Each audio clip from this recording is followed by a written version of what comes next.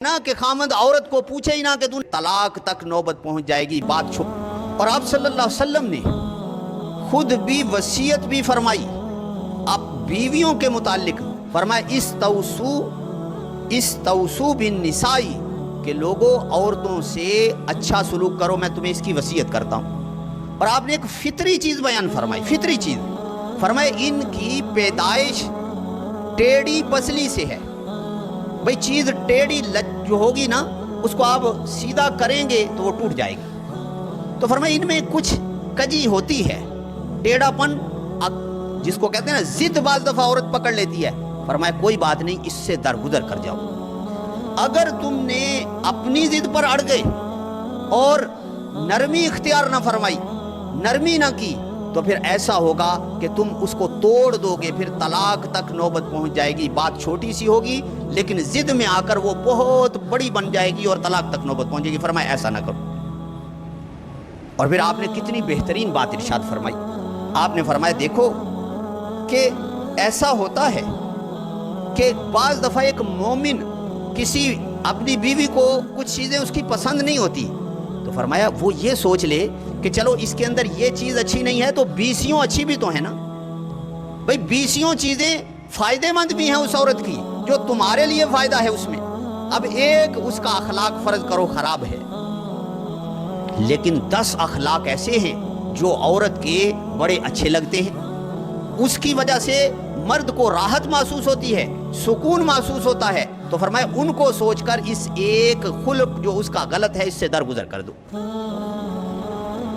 और फिर आपने इरशाद फरमाया कि भाई देखो फ़इन्नमा हुन्ना अवानुन इंदकुम लैसा तमलिकूना मिनहुन्ना शैया, कि ये औरतें तुम्हारे मातहत तो हैं लेकिन तुम इनके मालिक नहीं हो। अल्लाह ने इनको आज़ाद पैदा किया है, तुम्हारे मातहत हैं लेकिन तुम मालिक नहीं हो। इसलिए अच्छा तरीका इख्तियार करो, अच्छी गुफ्तगू करो, अच्छे लहजे में बात करो और इसी के साथ अपनी बीवियों के साथ इसी जो है वो खैरखाही के साथ जो है वो जिंदगी गुजारो। अब देखो आप सल्लल्लाहु अलैहि वसल्लम ने उम्मत को तालीम देने के लिए कि भाई क़यामत तक की उम्मत के अंदर लोग मुख्तलिफ आने थे, हर बंदे का मिजाज मुख्तलिफ होता है। आप सल्लल्लाहु अलैहि वसल्लम ने पूरी उम्मत के लिए नमूना बनना था। आपने ऐसी चीज़ें उम्मत के सामने अपनी बीवियों के मुतालिक रख दी ताकि कोई किसी मिजाज का है तो वो आदमी ये नहीं कह सकता कि मुझे नबी की सीरत में ऐसा पहलू नहीं मिलता कि जिसमें मैं अपनी बीवी के साथ जो है वो कैसे ज़िंदगी गुजार। आप सल्लल्लाहु अलैहि वसल्लम हज़रत आयशा बाज़ दफ़ा गुफ्तगू में कुछ नाराज़ हो जाती तो आप क्या फरमाती, रिवायत है लंबी। आप एक दिन घर तशरीफ लाए, फरमाया आयशा जब तू नाराज होती है तो मुझे पता चल जाता है, जब तू राजी होती है खुश होती है मुझसे तो मुझे पता चल जाता है। अब हजरत आयशा कहने लगी या रसूलल्लाह ये कैसे? आपने फरमाया देखो जब तू मुझसे खुश होती है ना तो तू क्या कहती है, रब मोहम्मद की कसम, यानी मेरा नाम लेती है। और जब मुझसे तेरी कुछ नाराजगी होती है तो तू कहती है रब इब्राहिम की कसम, मेरा नाम कसम में नहीं लेती। जब ये बात कही आपने तो हज़रत आयशा हंसने लग गई और कहने लगी या रसूलल्लाह मैं दिल से आपका नाम नहीं छोड़ती, ज़ुबान से ही छोड़ती हूँ। दिल में आपसे ही मोहब्बत होती है लेकिन ज़ुबान से छोड़ती हूँ। अब आप सल्लल्लाहु अलैहि वसल्लम ने कितने बेहतरीन लहजे और अंदाज में अपनी बीवी को भी खुश कर लिया और अच्छा अखलाक भी उम्मत को जो है वो बतला दी। जो मर्द घर में जाते हैं और अपनी बीवी को फर्ज नमाज भी नहीं पढ़ा सकते, वो क़यामत के दिन तैयार रहें कि सबसे पहले सवाल होगा। आप सल्लल्लाहु अलैहि वसल्लम की तरबियत का एक तर्ज ये था कि आप रात को जो है नवाफिल के लिए बाज़ दफ़ा अपनी बीवियों को उठाते थे। बुखारी में रिवायत मौजूद है, आप एक दिन रात को लेटे हुए उठे जल्दी जल्दी और देख कर फरमाया अल्लाह की क्या रहमतें उतर रही हैं और क्या फितनों का ज़माना आने वाला है। और फिर आपने फरमाया मैं यूँ कीज़ू सवाहिबल हुजुराती, वो इन हुजरे वालियों को भी उठाए कि उठ उठ कर जो है वो अल्लाह की इबादत करे, अल्लाह की रहमत किस तरह उतरे। और अगली बात समझो, नमाज फ़र्ज है, वितर भी वाजिब है ना, वितर पढ़ना ज़रूरी है, सुन्नत से इसकी ताकीद बहुत ज़्यादा है। आप सल्लल्लाहु अलैहि वसल्लम की आदत थी कि वितर आप तहज्जुद के बाद पढ़ते थे। अब हज़रत आयशा भी वितर नहीं पढ़ती थी, आप روزانہ ان کو تہجد کے لیے نہیں اٹھاتے تھے، خود اٹھتی، ٹھیک ہے، کبھی کبھی اٹھاتے تھے تربیت کے لیے، لیکن جب آپ نوافل پڑھ لیتے، وطر پڑھ لیتے، اب وطر پڑھنا ضروری ہے تو آپ فرماتے اوتری یا عائشہ، عائشہ اٹھو وطر پڑھو اٹھ کے۔ اب یہاں حکم دے دیتے اٹھنے کا۔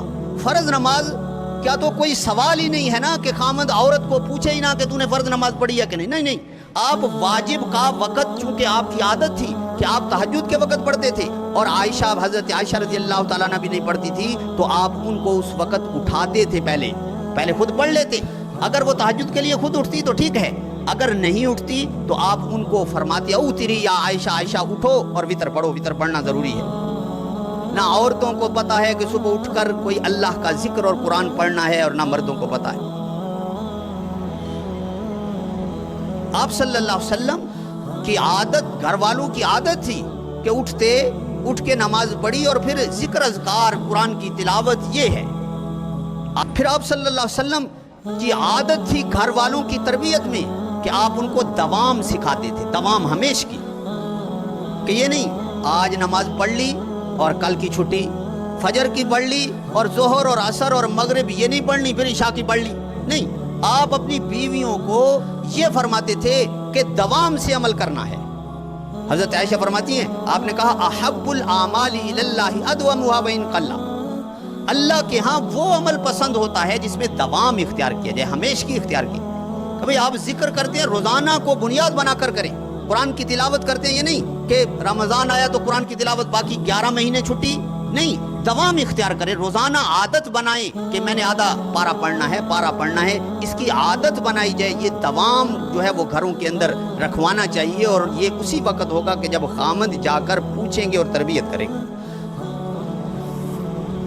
اور پھر آپ صلی اللہ علیہ وسلم کی ایک عادت یہ تھی کہ عورتوں کو، اپنی بیویوں کو صدقہ، زکوٰۃ اور اللہ کے راستے میں مال خرچ کرنے کی ترغیب دیتے تھے، کیونکہ عورتوں کے پاس زیورات عمومی طور پر ہوتے ہیں، کچھ نہ کچھ ہوتے ہیں، اور یہ خامد کی ذمہ داری ہے ان کو سمجھائیں مسئلہ کہ زکوٰۃ کس پر آئے گی، کیسے آئے گی، کتنے مال پر آئے گی۔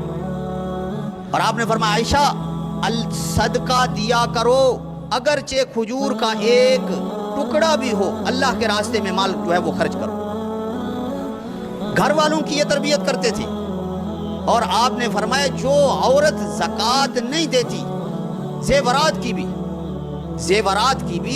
زکوٰۃ نہیں دیتی، یہی زیورات اس کو گرم کر کے یوم یحمى علیہا فی نار جہنم، اس کو گرم کر کے ڈالا جائے گا۔ اور دوسری جگہ قرآن کہتا ہے سیطوقون ما بخلوا بہ یوم القیامہ، جس مال کی زکوٰۃ نہیں دیتی، زیور پڑا ہے، سونا چاندی ہے، اس کی زکوٰۃ نہیں دی جائے گی، فرمایا اس کا توق گلے میں ڈالا جائے گا۔ کیسے؟ روایت میں موجود ہے ایک سانپ اس کے گلے میں ڈال دیا جائے گا، وہ اس کو بس ڈستا رہے گا ہر وقت۔ تو آپ کی ایک تربیت کا، گھر والوں کا یہ انداز تھا کہ آپ ان کو اس کی فکر دلاتے رہتے تھے کہ بھئی تیرے پاس جو ہے وہ سونا ہے، مال ہے، تو اس کی زکوٰۃ دینی ہے۔